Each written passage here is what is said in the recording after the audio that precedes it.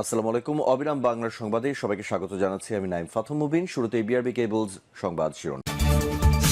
জানিয়ে দেব সর্বশেষ আপডেট বাংলা সংবাদ। শুরুতেই শিরোনাম।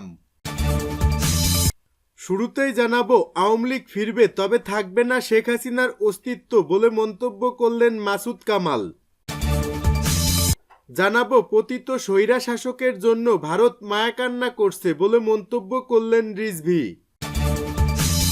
এবং সর্বশেষ জানাবো, ভারতকে প্রতিহত করতে ব্রাহ্মণবাড়িয়ায় যথেষ্ট বলে মন্তব্য করলেন জয়নুল আবদিন ফারুক। এতক্ষণ শুনছিলেন সংবাদ শিরোনাম, এখন থাকছে বিস্তারিত।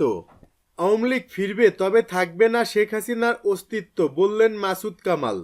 বাংলাদেশে আওয়ামী লীগ থাকলেও থাকবে না শেখ হাসিনা, এমন মন্তব্য করেছেন সাংবাদিক মাসুদ কামাল। তিনি বলেন, বাংলাদেশে একদিন আওয়ামী লীগ আবার আসবে, তবে শেখ হাসিনা একটি অপ্রাসঙ্গিক বিষয়। আওয়ামী লীগ কোনো এক পুরুষের দল নয়, একটি বড় দল আওয়ামী লীগ। তাই আওয়ামী লীগ থাকবে, কিন্তু শেখ হাসিনা থাকবে না। এ সময় তিনি আরো বলেন, বর্তমান অন্তর্বর্তীকালীন সরকারের সততা আছে, কিন্তু দক্ষতা নাই। ফলে যতদিন অদক্ষ সরকার থাকবে, ততদিন একটা গোষ্ঠীর এমন মনে হবেই যে আগেই ভালো ছিলাম।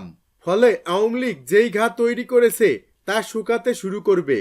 তবে যখনই নির্বাচিত সরকার আসবে, তখনই আবার এই ঘা ব্যথা দেওয়া শুরু করবে। এজন্য শেখ পরিবার কখনো আর বাংলাদেশে ফিরতে পারবে না। আওয়ামী লীগের সমর্থক থাকবে, এখনো আছে। শেখ হাসিনা যেভাবে দেশের টাকা পাচার করে লুট করেছে, শিক্ষা প্রতিষ্ঠান ধ্বংস করেছে, তাতে তার আর ফেরার কোনো সম্ভাবনা নেই। পতিত স্বৈরা শাসকের জন্য ভারত মায়াকান্না করছে বলে মন্তব্য করলেন রিজভী। বিএনপির সিনিয়র যুগ্ম মহাসচিব রুহুল কবির রিজভী বলেছেন, আজকে পতিত স্বৈরা শাসকের জন্য ভারত মায়াকান্না করছে, দেশের বিরুদ্ধে অপপ্রচার করছে। যাত্রাবাড়িতে শত শত মানুষ হত্যা করা হয়েছে। এখানেই তো অনেক মন্দির আছে, সেখানে কোনো হামলা হয়েছে? কোনো হিন্দু সম্প্রদায়ের উপর হামলা হয়েছে? এসব ধূম্রজাল সৃষ্টি করে তারা গণধিকৃত আওয়ামী লীগকে আবার ফিরিয়ে আনতে চায়। যাত্রাবাড়ির ভাঙ্গা প্রশস্ত নবী টাওয়ারে বৈষম্য বিরোধী ছাত্র জনতার আন্দোলনে শহীদ পরিবারগুলোর মাঝে বিএনপির ভারপ্রাপ্ত চেয়ারম্যান তারেক রহমানের পক্ষ থেকে আর্থিক সহযোগিতা প্রদান শেষে তিনি এসব কথা বলেন। রুহুল কবির রিজভী বলেন, আমরা এমন একটি দেশে বাস করছি, যেখানে বাস করতে হলে পার্শ্ববর্তী দেশের অনুমতি নিয়ে বাস করতে হবে এবং তারা যাকে ক্ষমতায় আনতে চায় তাকেই মানতে হবে। ওই সরকার যেভাবে এদেশ চালাবে সেভাবেই চলতে হবে। তাহলে পাক যুদ্ধ কেন হয়েছিল? পাকিস্তান ও তাদের মধ্যে কোনো পার্থক্য দেখছি না। তিনি আরো বলেন, এই যাত্রাবাড়িতে অসংখ্য মা তার সন্তান হারিয়েছে, স্ত্রী বিধবা হয়েছে, সন্তান এতিম হয়েছে। 4 আগস্ট আমিও রিমান্ডে ছিলাম, তখন শুনলাম গণতন্ত্রের দাবিতে যাত্রাবাড়ি জ্বলছে। এখানে মাসুম বাচ্চারাও ঘরে বসে থাকেনি, তারা তো রাজনীতি বুঝে না। শুধুমাত্র শেখ হাসিনার বিরুদ্ধে স্লোগান দেওয়ার জন্য অপরাধে এই মাসুম বাচ্চাদেরও গুলি করে হত্যা করা হয়েছে। এই আত্মত্যাগ পৃথিবীতে খুবই বিরল। এই যাত্রাবাড়িতে ঘরে ঘরে জাতীয়বাদী শক্তি। এই শক্তি সকল অত্যাচার অবিচারের ভেদকে বের হতে সক্ষম। তিনি বলেন, পুলিশ প্রশাসনে এখনো পতিত আওয়ামী স্বৈরাশাসকের দোসররা বিদ্যমান, তাই হত্যা মামলা নিয়ে ধরিমসি করছেন।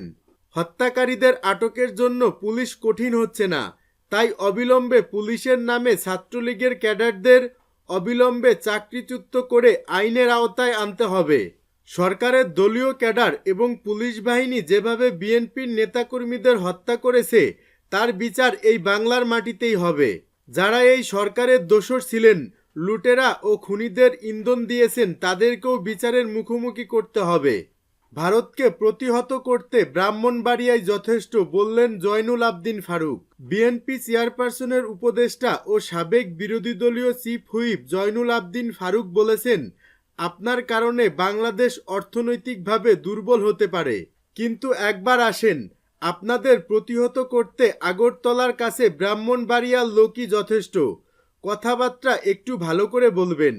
বাংলাদেশ জাতীয়বাদী নবীন দলের 12তম প্রতিষ্ঠাবার্ষিকী উপলক্ষে জাতীয় প্রেস ক্লাবের অডিটোরিয়ামে আয়োজিত এক আলোচনা সভায় জয়নুল আবদিন ফারুক এসব কথা বলেন।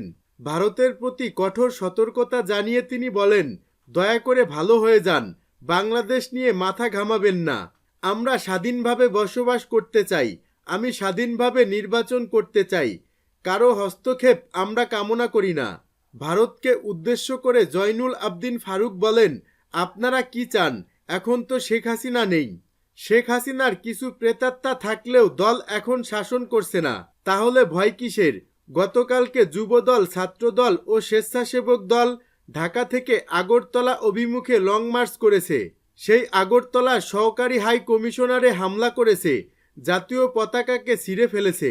শেখ হাসিনার উপর ভর করে এদেশে রাজত্ব কায়েম করেছেন, একদলীয় শাসন কায়েম করেছেন, সংবিধানকে তছনছ করে দিয়েছেন, বিচারপতির এজলাসে লাথি মেরেছেন, আয়নাঘর তৈরি করেছেন।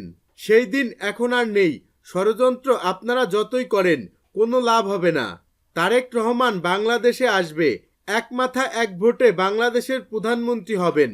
তিনি আরও বলেন, আপনারা চেয়েছিলেন শেখ হাসিনার মাথায় হাত রেখে বাংলাদেশে 7 সিস্টারের মতো 8 সিস্টার বানাবেন। কল্পনা করেই গেছেন, কিন্তু লাভ হয়নি। শেখ হাসিনা আশ্রয় নিয়েছে আপনার কাছে। যদি সত্যই আপনাদের গণতান্ত্রিক দেশ হয়, বিশ্বের বৃহত্তম দেশ হয়ে থাকে, তাহলে উচিত শেখ হাসিনাকে ইউনূস সরকারের কাছে হস্তান্তর করা। তাহলে আমরা বিশ্বাস করতাম আপনারা বাংলাদেশের মানুষকে সম্মান করেন।